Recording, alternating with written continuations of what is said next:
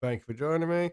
I'm going to do a review of Monster Train, a game that I thoroughly enjoy. Hope you like it. Sup, boxers! This is Monster Train. Now, when I got into roguelike card battlers, this was actually my first game, and it's actually my favourite one. I played this one first, then I played Grifflands, and then I played Slay the Spire. Most other people play Slay the Spire first, and then came the other route.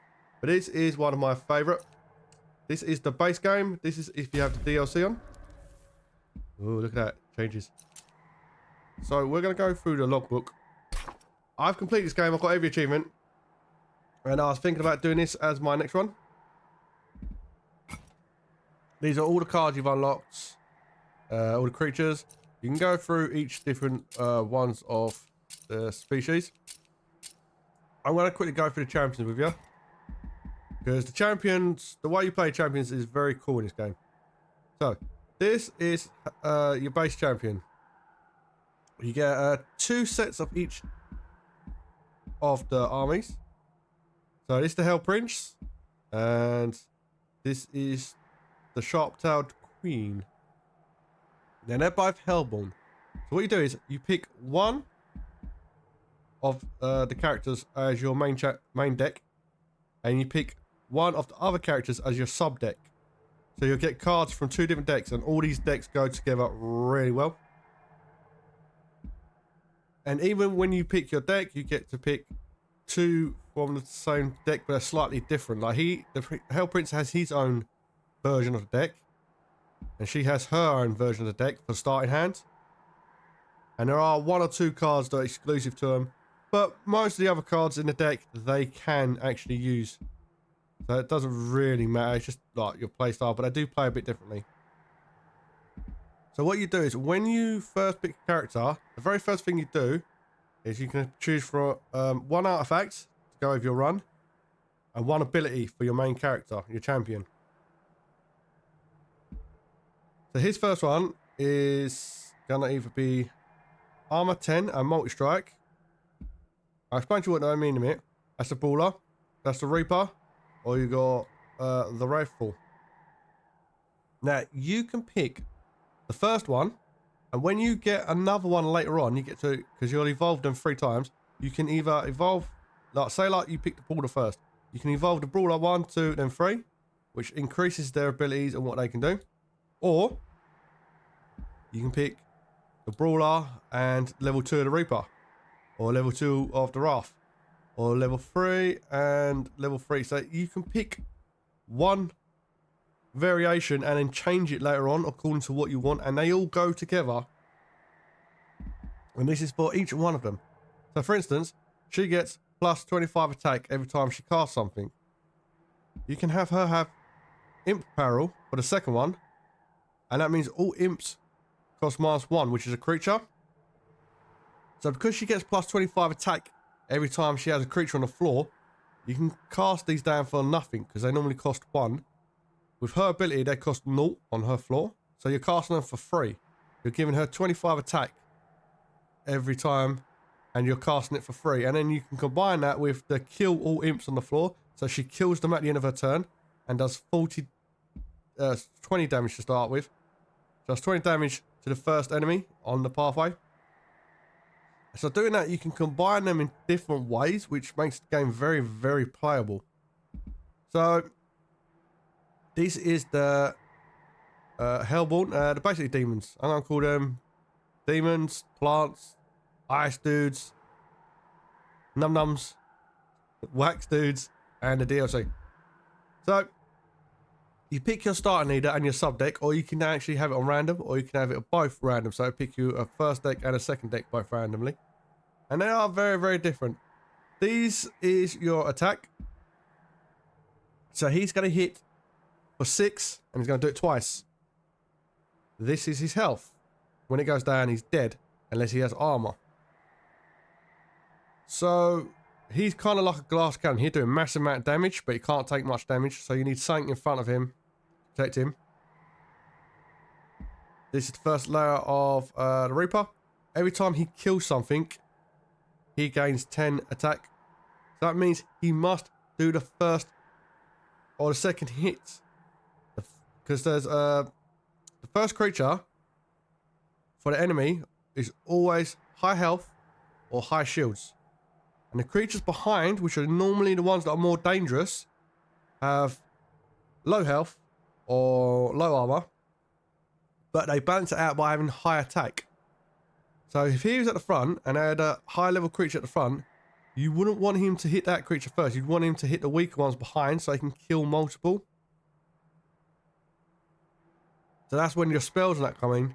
So you can damage the front one. There's a spell that moves the front unit to the back. There's all kinds of ways you can do that. But so there's a lot of strategy involved.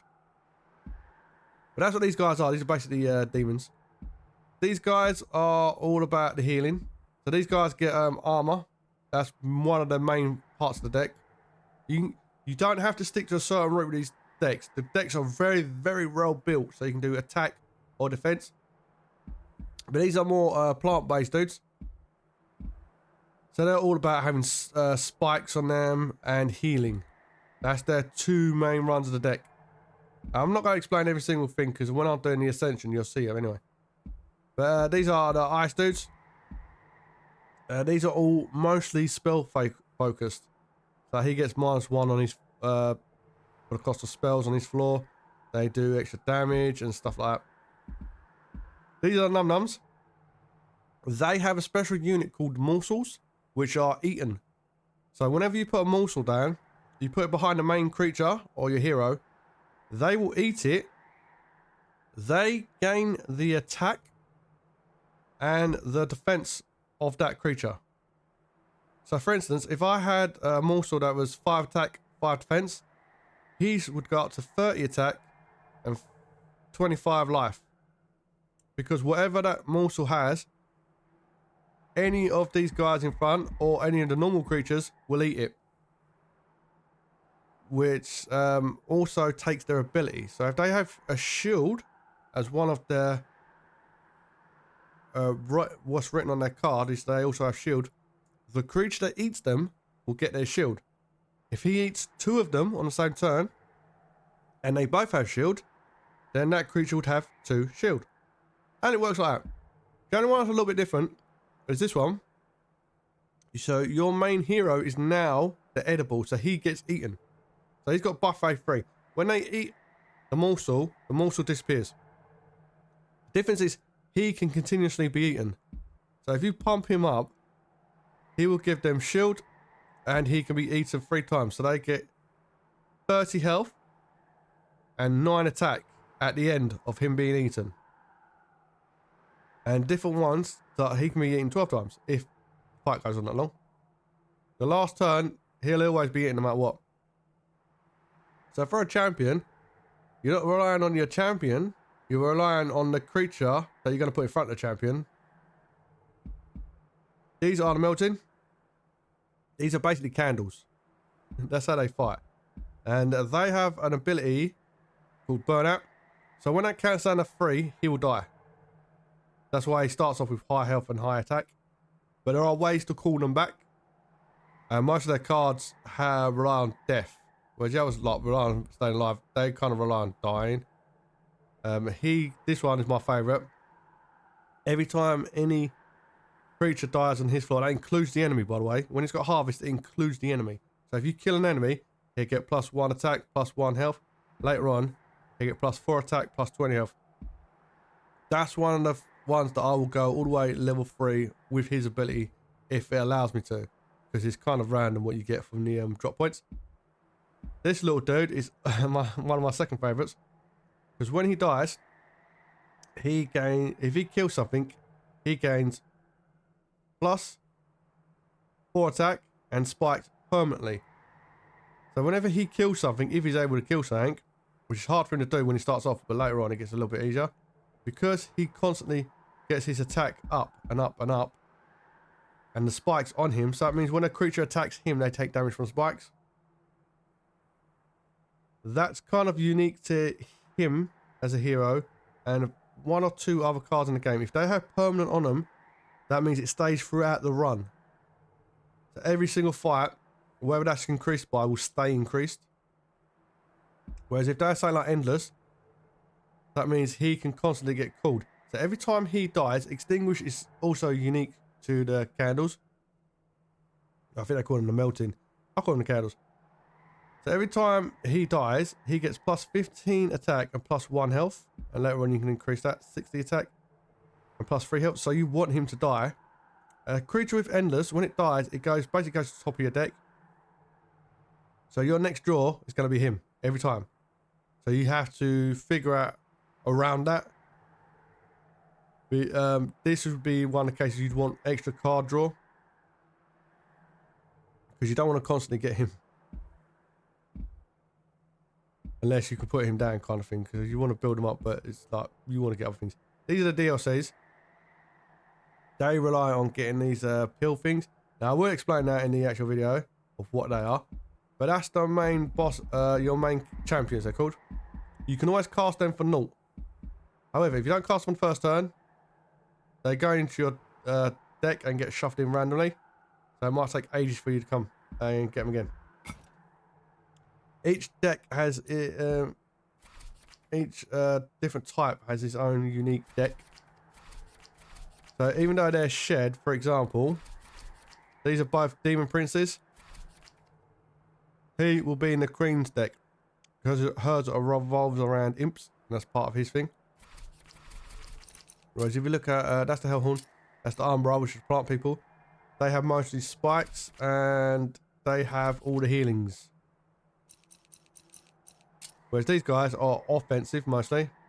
Their spells do frost, high damage. So this one's got enchant. Every time you cast a spell on her floor, she gets +2 attack, +2 health. So if these guys, you want to be casting spells. You don't want anything that stops you casting spells. Whereas that one gets +2 rage. That means her attack goes up by 2. She can go crazy. She can go crazy. And there is a shark, which he gets +3 armor. He's a brilliant blocker. And that's pretty much it for the basic cards. These are all the stuff you can use. These are your artifacts. Each species has their ones. So these will appear in with the Hellhound. These will appear with the Woken. These will appear with the Sangers. These will appear with the Umbra. These will appear with the Melting. These are the newest ones. These are ones that you only find in the cave. That's because I've reset it. That's why I haven't got them yet. But there are loads of all stuff. These are this one goes on the outside of the card. You unlock them. I haven't unlocked them yet. Oh yeah, reset. I keep forgetting I reset it. So you just unlock them whenever you want to, really. They don't do anything to the game. They just add like a border around your card. And that's it for that, really. This is all the stuff you've unlocked. That's DLC. That's normal game.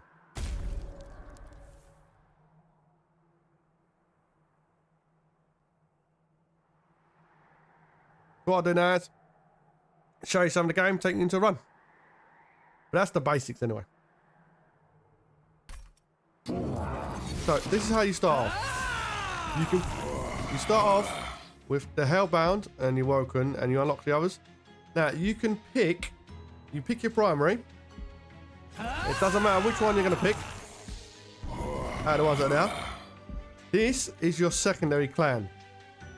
So you can pick them from either army. So for instance, look, if I have the Woken, that's the primary, that's the secondary.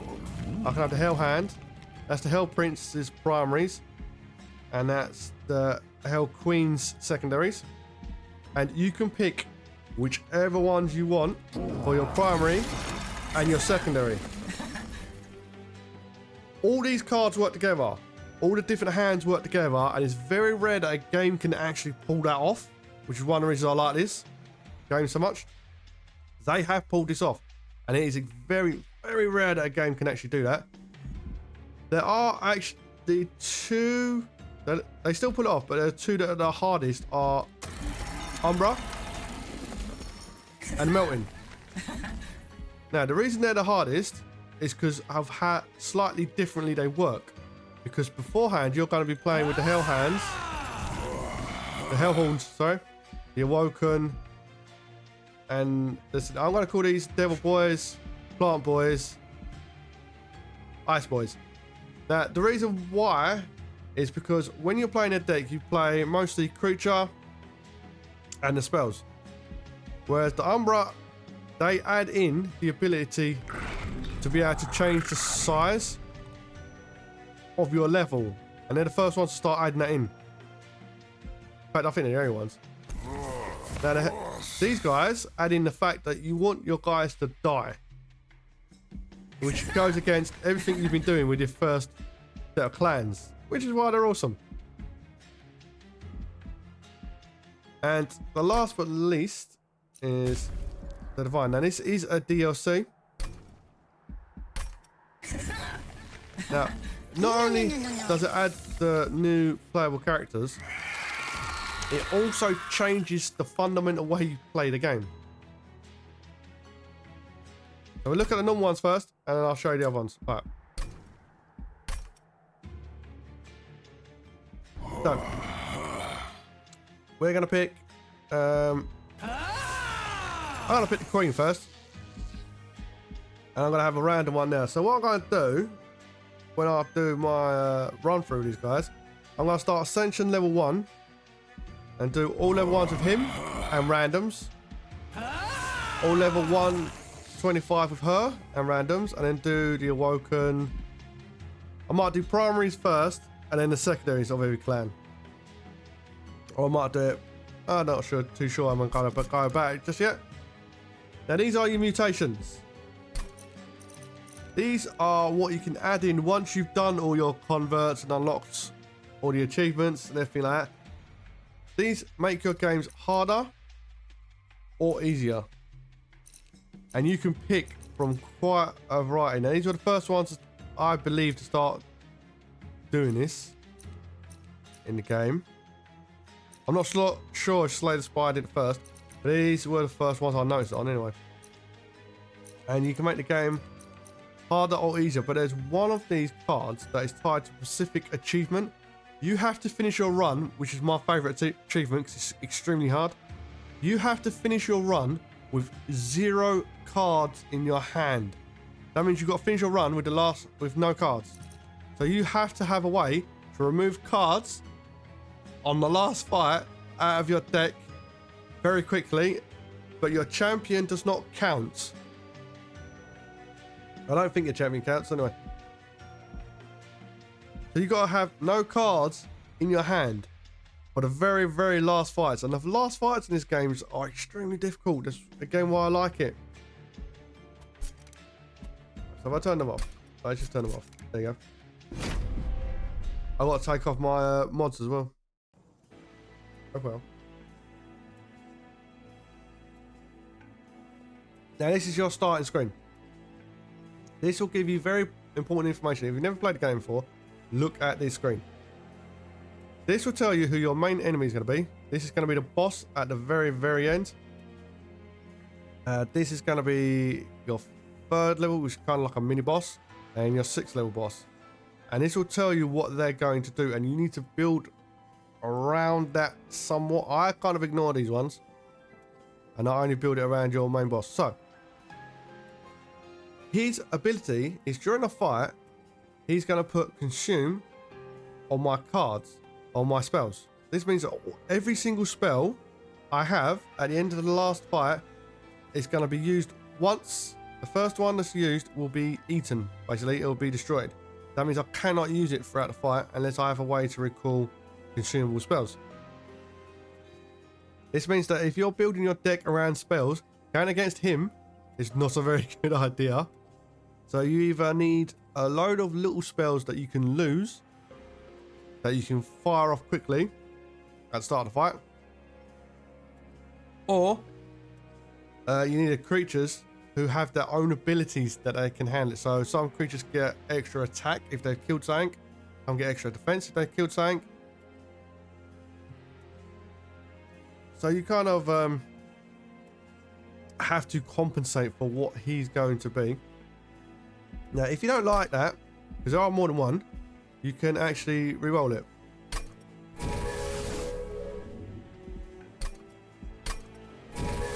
There you go. I thought it was going to give me the same one multiple times, and it does do that because it's random, which is awesome. So he has enchant. Whenever you play a spell on the floor that he's on, he gets more attack and more defense. Which again, if you've got a heavy spell cast deck and he's on that floor, he's going to get more and more powerful.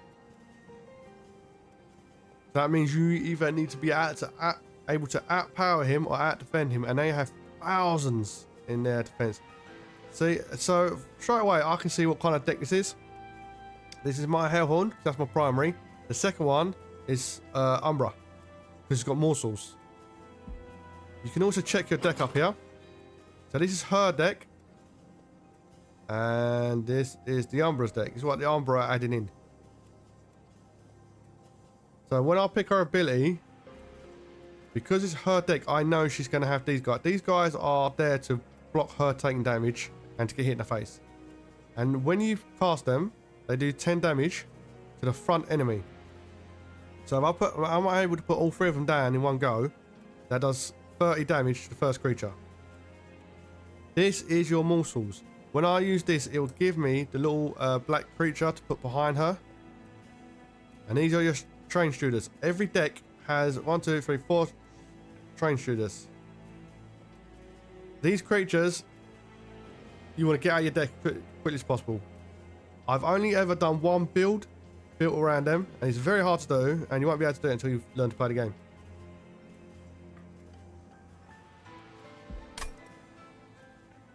Alright, so that's your cards. That's how many's drawn at each turn. You can increase that. That's the floor size. So there's 5 pips, which are so 5 of them will be able to go on one floor, and then that floor's full unless you increase the size of the floor, which is the speciality of the Umbra.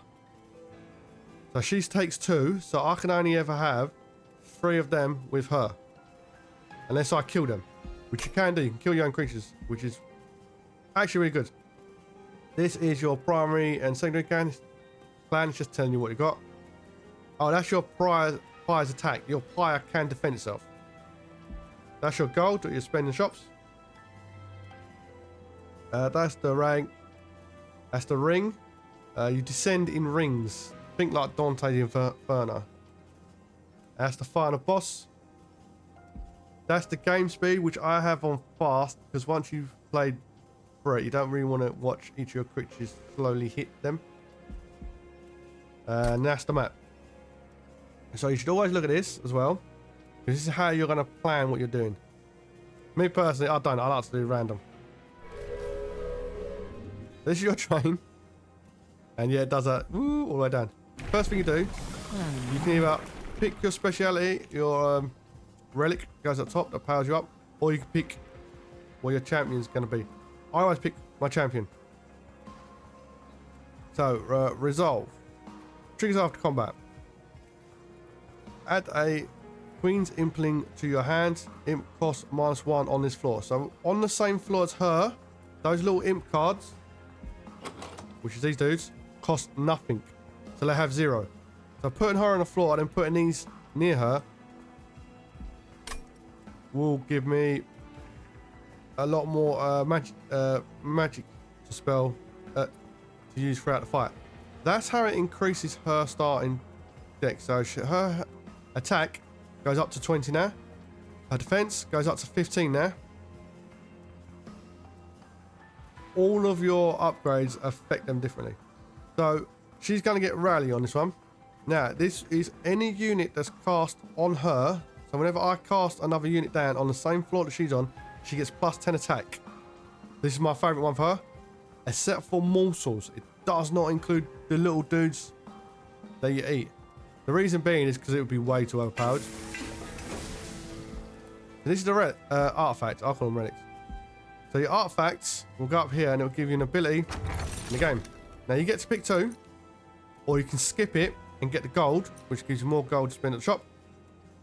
When a card with consumed is played, restore 5 pyre health. So whenever I cast a card with consume, my pyre regains 5 health. When you draw any non-champion card, its cost is random between 1 and 3, and I get to draw +3 each turn. I personally don't like that because it randomizes your cards too much. It can really go against you and mess you up. As for consume, I really use consume spells, but I'll take it because I might get one later on.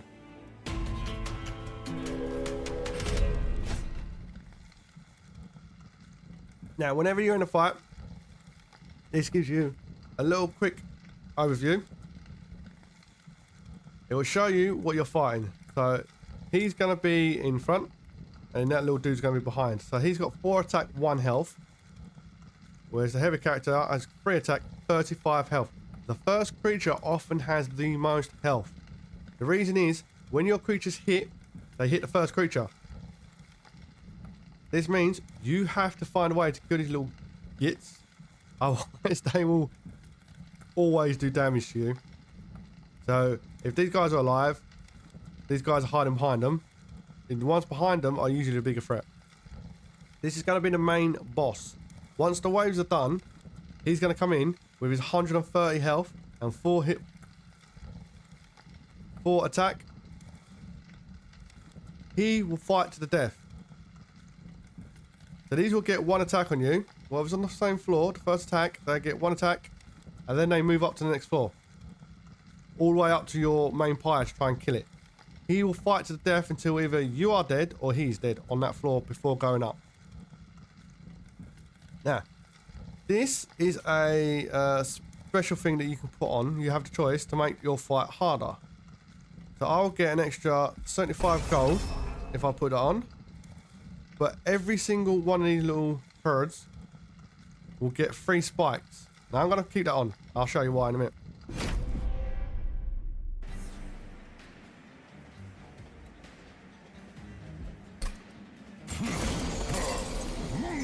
Now, whenever my creatures hit him, they're going to take that 3 damage from my creatures. That's a healer. Because the secondaries are sometimes random. Like they're little miniatures, but they're nothing that's going to damage you or do any massive amount of damage. It's just to keep the spiciness of the stage.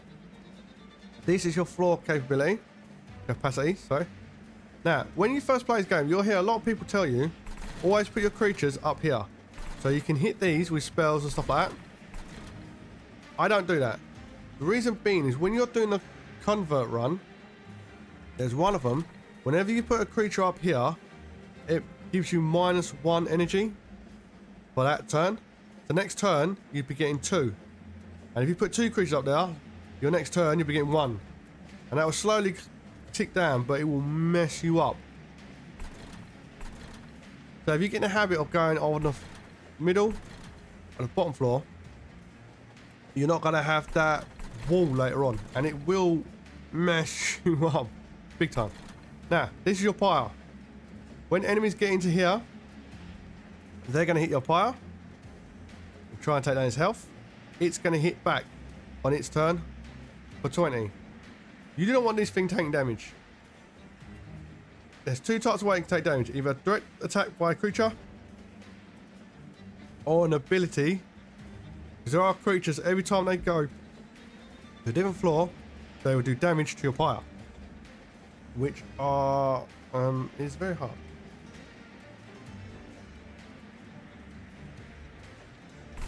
Now, the reason why I put spikes on them is because every time, this is your champion, if you do not cast your champion on your first turn, it will be put into your deck and you might not see it for the rest of the fight. It could be pulled in the last turn. It's really random how you get these pulled. My advice would be always cast them. Now, I've got googly eyes on. I forgot to mention that. Now, the reason I have googly eyes on is I forgot to turn it off. It's one of my... I will be doing my run with googly eyes on. I'll show you them with googly eyes off if you want. I just really like them. Childish, but funny. So, That's how much damage, when resolved, this fight between us and them. They hit you first, you hit them back. I'm going to lose 6 health. He's going to lose 5 health from my attack. But I can put him down. He hits him for 10 because that's his ability. Her attack has gone up by 10 because that's the option I picked, to increase her attack by 10 every time I summon something. Now I'm going to put him on this floor. The reason I'm putting him up there is because if I put him here, it's going to take up 2 slots. And I don't want him to. I want to keep cooling these down. So if I have a hand that's full of those little pink guys, I want to put all 3 of them in front of her to do 30 damage to them, plus increase her attack by 30 damage. This is one of the mortal cards. I'm going to put him down behind her. Now that's turned into a plus. So she's still going to take 3 damage. However, she's going to get 6 health from him. So it replaces the 3 and gives her another 3 life. Now he's going to get 5 because on Slay, whenever he gets a killing blow, because he's going to kill that little dude, because they hit first. The enemies always hit first. He gains shield damage, and he is going to heal him for 5. No matter what, he's going to heal him for 5 for every time they go on the floor. So he go up here, and he give him 5 health, and he go up here, give him 5 health, go up here, and give him 5 health. So you want to take out the healers when you can. So this does 2 damage to everyone, but I've got no more magic left, so don't gotta do anything. I will kill him off the first chance I get. Do not worry if your pyre takes damage on the first bit of the run. Doesn't matter. Alright, these are magical little fairy people. When they die, you get 50 gold. Killing them is a really cool idea.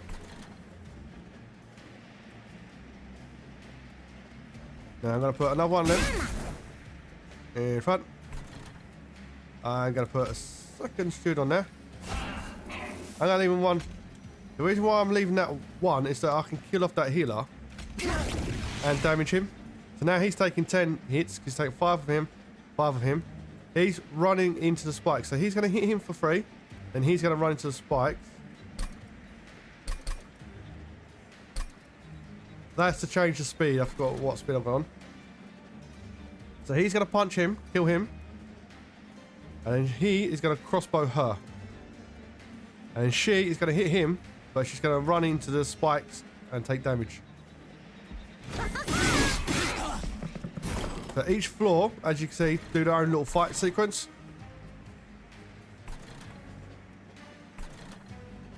So I'm going to let him go up.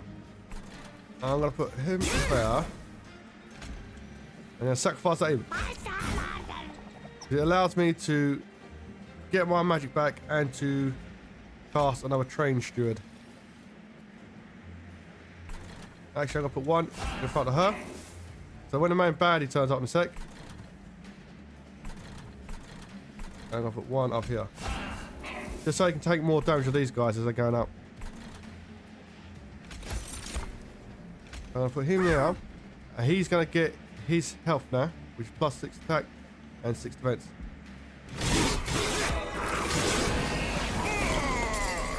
Yeah, as you can see, the pyre fired and took that guy out. So the guy hit him and the pyre hit back.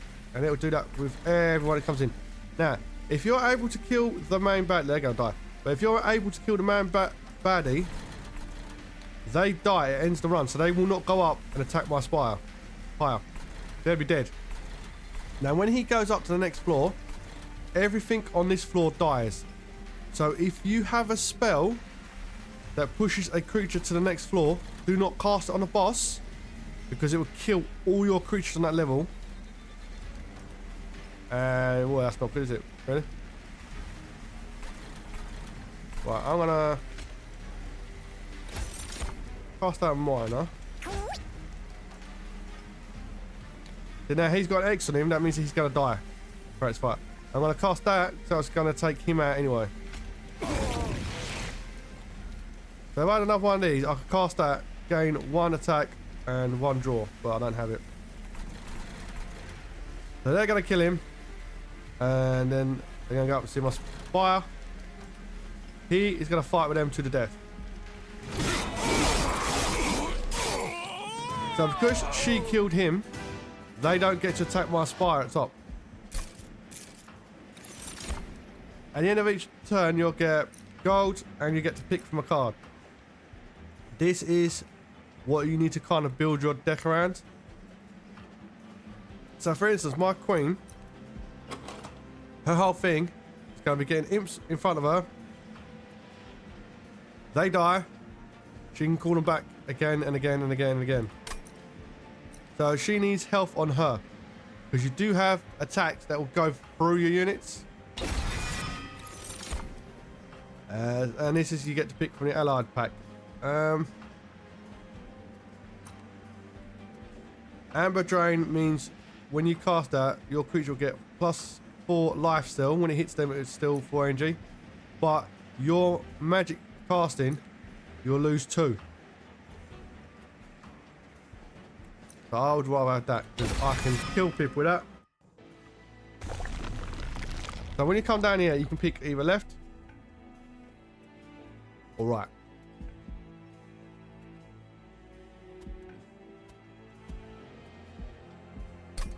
And that's what you're going to see going down.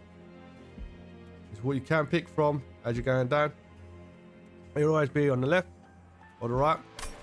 So when it says the merchant, that's the steel merchant. That's on.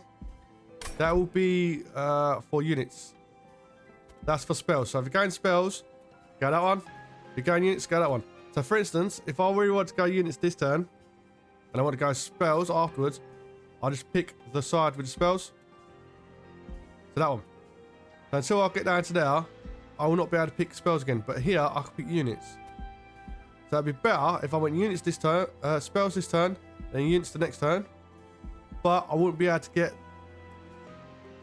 the artifact, which is also powerful. So it's really about what your main characters are. Now, when you pick your next unit, which is a background mechanic in this game, will be either in the first or second pool. The more units you have, the harder it is to try to guarantee the one you're going to get. See what I mean? Because it's in the first, second pool. So say you had like 5 or 6 creatures, it's going to randomly pick between those 5 or 6 creatures. So you kind of don't want to add more creatures to your deck that you're not going to use. So with this deck, with the demons, I put the demons units to Umbras. So I'm going to have a look to see what demon unit I can get. Now he has multi-strike, which means he hits twice. So he hit for 15 and then he hit them again for 15. So if you can get up his attack, he can do some vicious damage, and you can put another multi-attack on him so he can hit 3 times. You can do it up to 4 times if you can get the right cards. So he takes up 2 spaces, and you need to work out how much space you have on the floor as well. But he has low health. That means if he gets hits for 5, he's going to die. Whereas him, every time he hits that, he costs 2, so he costs more than that one. But every time he hits, he gets 5 attack. So if you put multi-strike on him and he hits twice, he'd get the first attack, he'd get +5, and the second attack, he'd get +5, so he can have +10. So he'll have +20. So he can get really big. And he also has more health. You can either choose to pick one of them, but if you don't like them, you can just skip. So, me personally, I don't really go with my deck. However, he could be more useful to me later on. So the way I'm going to use him is behind her as a mop-up later on. But now, I'm going to put him on the floor on his own. Because all these morsels I'm getting don't really go with her. I want her to have these little imps. So they die quickly so she can keep casting more and keep getting more and more attack. So because he doesn't go with her yet, I'm going to put him on the floor on his own. with the morsels, so he can get more powerful from the morsels. This is the shop. And like the reason why I said this is the steel shop, you can put these onto your creatures. So for instance, I'm gonna put an endless straight onto an imp. This means whenever that imp dies, I can cast it again. So I can guarantee the imp's coming within that turn. I'm not gonna have to go through the whole deck to get that imp back. I can give a unit plus 10 attack. So look, see, he's got 15, 25. He's got 1, he's got 11. There's a little magic noise. You don't have to take what's here. You can re-roll it, but it's going to cost you 50 gold. The first shop, if you see something you really want, like I did on that imp, put it on. But mostly you want purge cards. And you want to get rid of these guys whenever you can. Now that price will go up. And there are mods where you can get extra gold, so that can go up into the hundreds if you want to do it that way. But me personally, I'm not going to prioritize attack on him. I really want to get health or shielding. That's my priority with him. So on, come on, just showing you stuff. Things like rage give you +2 per stack. So if you have 7, you have 14 attack. But that will go down every turn. You can get artifacts that makes it so it doesn't go down. And then you go, once you've picked from your shop, wherever you're buying that, you go on to the next battle. As you've seen the basics, I'm going to skip this fight so I can show you a bit more of the stuff you can do and your options that you have. So I get the 50 gold. I get the pick. So that's +10 attack, but that will decrease.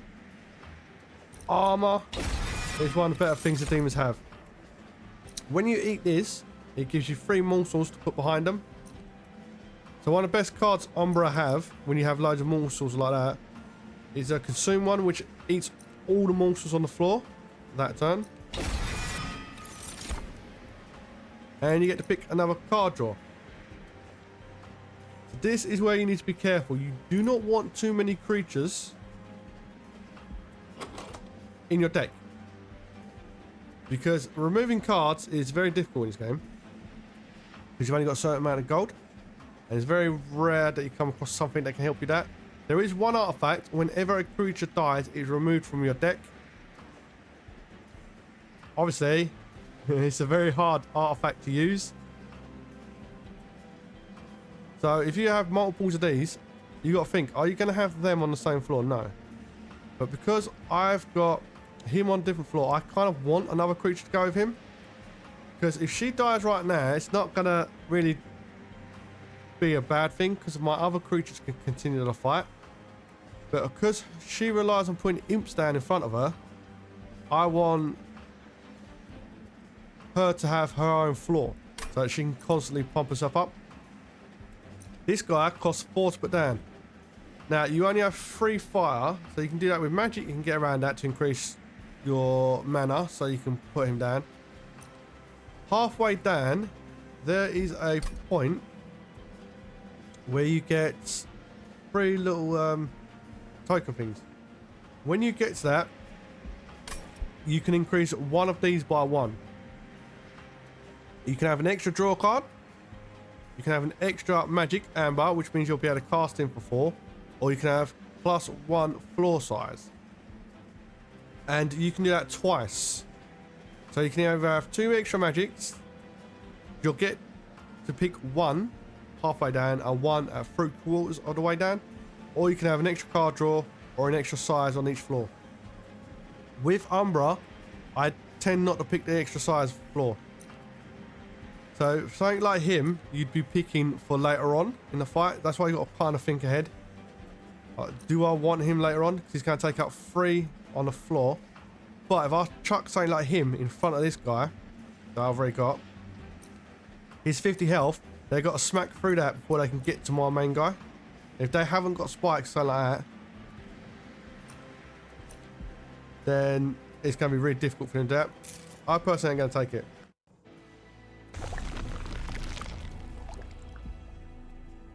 So again, you get to pick from Steel Merchant as well as a draw, and I do want a second guy to go with him. Now, even though this looks like it's on the right hand side, it's not. It's actually in the middle, and because it's in the middle, even if you pick this side, you can still grab that.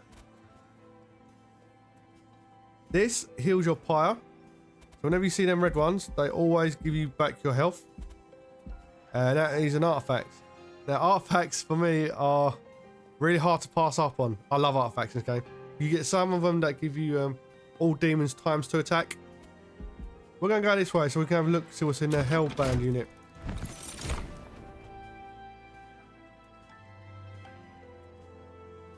And this is ideal.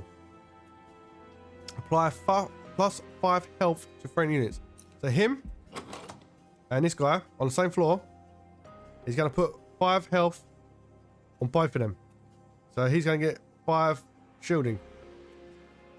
Whereas with her, because her build is around having more creatures, that 5 extra armor would go on her and these imps, which means they won't die.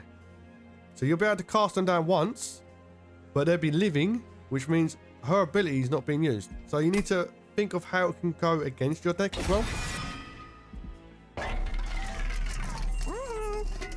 So something like this, I would put on him. Because now he's got 40 attack. That means he's going to do 80 attack. He's got more health. Plus, he's taking up more size. So 3 + 2 is 5. So he's going to take up 5. But those two are going to be doing their own thing.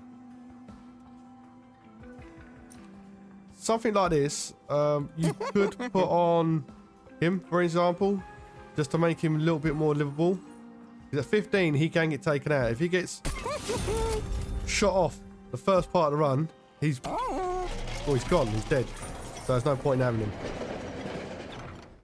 Well, that covers most of the basics. So let's jump over to the DLC so you can see the difference of what it adds to the game. Right, we'll have him. Look at that beautiful crystally freak. This adds a whole new mechanic to the game. Now, it does add one of the extra angels, or the synth, as they're called, to the game. Obviously, they got their own decks. This is going to be his deck plus the candles.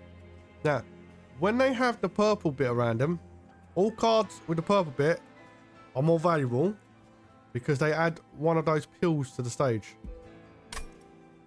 whenever you cast it. So the ones without it are not going to add that extra effect to your stage.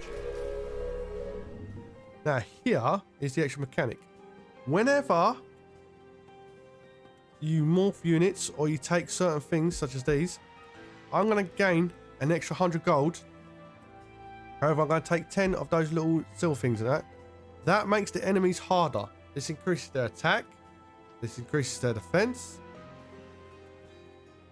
So if you take that sort of stuff multiple times, you're basically making the game harder for yourself.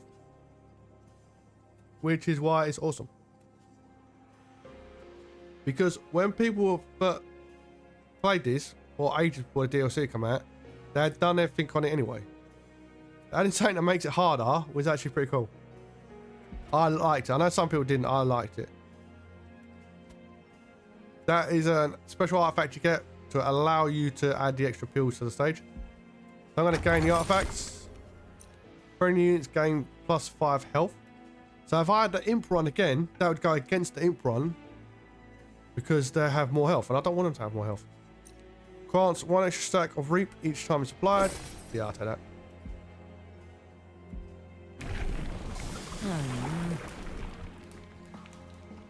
Inspire. Whenever I gain those pills on the stage, the enemy has 3 reap on them. That's going to damage them between floors. So what you do is check that you have something to do that, which are these guys. Whenever I cast them onto my floor, I'm going to put reap onto an enemy. Reap damages them. So think of it like a poison. Or friendly units have +5 per stack. So if I put a load of these guys down as well, because they cost me 0, and they're adding more of those pills, they get +5 attack. And these guys, you want them to die, because they're going to die anyway. Burnout is they're slowly dying, so in 2 turns, they're all going to be dead. Kind of what you want for them. So I'm going to take 100 gold, so I can show you what's going to happen. Right. They also add a few extra different types of enemies throughout the game. Threat level is what's added to them. So this constantly increases, and there's a special one part way down, which is that one. You can melt down a creature, basically. You melt it down and you combine it with another creature. It's really cool. So we're going to go through this fight, and I can show you how to melt creatures down. So I'm going to put him on the middle floor. Put them down there so they can do a bit of damage.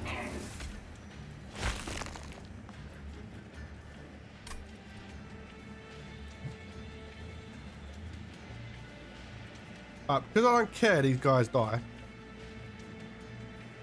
I'm just going to chuck them on the bottom floor. Even though they look awesome. So that reap I've just put on him is going to kill him. So he's going to take 3 damage because he's on the floor with that. And if you have those little pills on every floor, when he comes up here, he's going to take damage at the end of his turn. And he's going to take more damage at the end of his turn. That's what the DLC adds in. Not only does it add in 2 creatures, as well as cards to each of the other decks, it also adds in these special little powers. But they go down every turn. Watch. That's the reap injuring him as he goes up the floor. So if I put him down, look, his attack is 5, but his ability is he adds more attack, more of these pills. So if I put him down, his attack is now 10. His attack is 14. If I cast Reap on her, because she's taking damage because of them, I can get that 50 gold coins. And this also increases their attack, and he has stealth.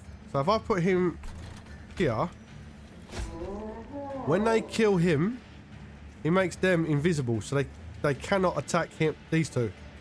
But they can attack them.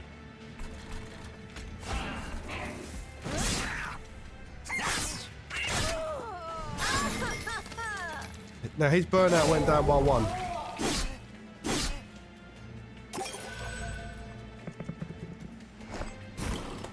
So when that burnout reaches 0, he'd die. So even if they weren't able to kill him, he'd still die anyway. So as I call another one down, because he's got that purple stuff around him again, that's going to put 1 more of those pills on, which increases these guys' attacks. That's why I want anything with that on to die. So I can cast more stuff down, so his attack increases. I'm going to put him now, because when he dies, he's going to make them invisible again, so they can survive 1 extra round when the boss turns up.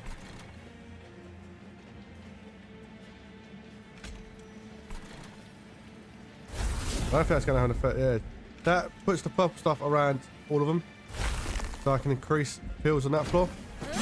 It goes well with cards later on.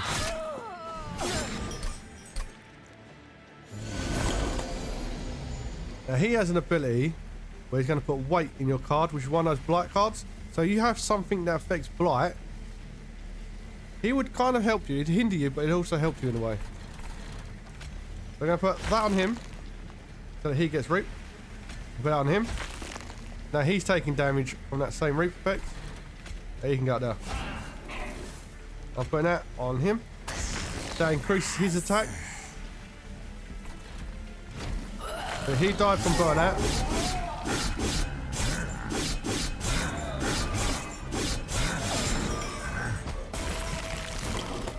That purple ring means they're being affected by those chains. So his health is not higher than what it normally be. So as the attack. That's what we put in my deck. Every time he goes up the floor, any creature with that weight, that ability, puts more weight in your deck. Every time they go up the floor, they add that to your deck. And that stays in your deck until you cast it. So if I ignore that, every time I draw it, if I have 2 of them and I draw both of them, at the end of my turn, I'd get 6 damage because I haven't cast it. So you have to cast them. So it affects your deck negatively because it's stopping you doing what you want to do. You can increase this later on. You can do all kinds of stuff. Really cool.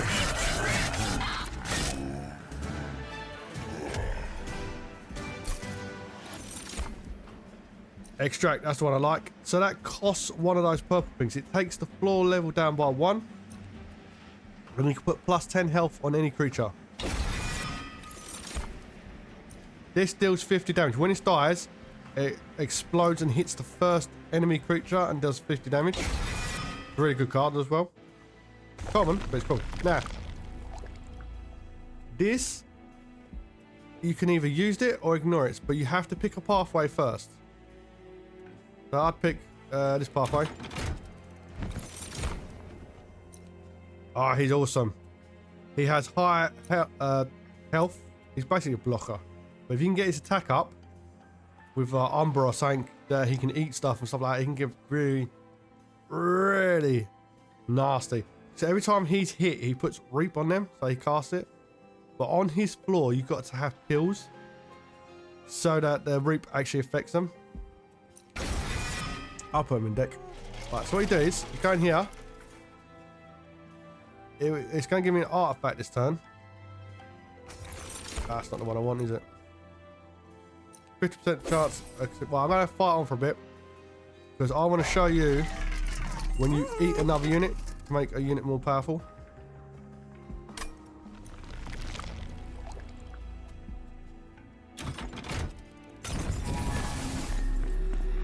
Right. Right, this is the thing I want to show you. Sometimes they give you artifacts or gold in between the levels. But sometimes it has this. And this is one of the best things in the game. So this adds plus 10 on that. That adds 25 on that. And that's 15 on that. If you get out to 100, by the time you reach the bottom, after that fight, something happens. I'm not going to tell you what. Because it's quite fun. What it does is upgrade a spell, it's going Purge, and cost -1. So you can put out any spell you want. Now Purge takes it out of your deck for the rest of the run. So that's a good way to get rid of something that's in your hand that you don't want. You cast it and then it's gone forever. Upgrade a spell with plus 30 magic power. Again, you get plus 30 magic and you can put it on anything. And you get more of those more difficult things. And this is the best part. You can toggle this on. Now, this is what it's going to give you to put on another creature. So if I put that on that, it's going to get plus 10 attack, plus 10 health, plus 2 burnout. If I put that on another creature, no matter what creature it is, when it dies, it will deal 50 damage to the front unit. And I can put plus 20 health on any creature, but it costs 2 more. Summon plus 10 and plus 10. So I can take that, sacrifice it, kills that card, takes it out of your deck, so you can't use it again. And you can pretty much put it on whatever you want. So they have that special writing on it. Now he's going to have plus 10 attack, plus 10 health when he's summoned into the fight. That's what makes him like a little bit more crystally. Goes with the DLC. But it does increase that. But you can only do that once per one of them that allows you to do it. So you say like you've got 4 creatures. You can't do it to 2 of them. You can only do it to 1 of them. So it doesn't take up an upgrade slot either. Which is pretty cool. So that's what harvest... that's not harvest. That's what those temples do. It allows you to take a creature, kill it and put it into one of them. Put it into another creature to make it more powerful. But it does make the game harder. In a nutshell, that's Monster Train. it's up to you whether or not you buy a DLC. I say, if you think of buying it, buy the game first and then see if you want DLC. The DLC just adds in a higher difficulty factor, which I think adds to the game. It does add in some other mechanics as well, which I think makes the game even better. But this is one of my favourite games. You do have a load of mods if you want anything. Once you complete everything in the game, unlocks all the things you want to mess about. Daily challenges. This is when you race other players to the bottom, which is actually a lot of fun. This changes every day. And this is done by people who play the game. They put their version of what they want up there. This will change every day. So it'll give you some negatives or positives. It will pick the clans for you. And you can do the run once. So say like you get to the 5th floor and you die. That's it. You can't do it again. Today you have to come back and do one another day. People like to challenge themselves. It's up to you. Oh, friendless. It's up to you. What actually matters to you. Me personally, I do the challenges every so often just because they're fun. You don't get anything for it. I don't know. I don't think there's an achievement involved. But you can go through the older ones by a day. As you can see, it does change the actual run. Now, after I do Dice Dungeons, I was thinking I might do a run of Monster Train. Most people have played the game, may or may not watch it, but I love this game. This is my, I'd actually say it is my favourite hard roguelike. This definitely is my favourite. I say it's this, then Grifflands, and then Slay the Spire, in that order. This has been Possible. This has been my review of Monster Train. I recommend this game. I like this game, but it's a bit old, so you might want to wait for it to be on offer. Have a good day. Keep the pulse. And remember,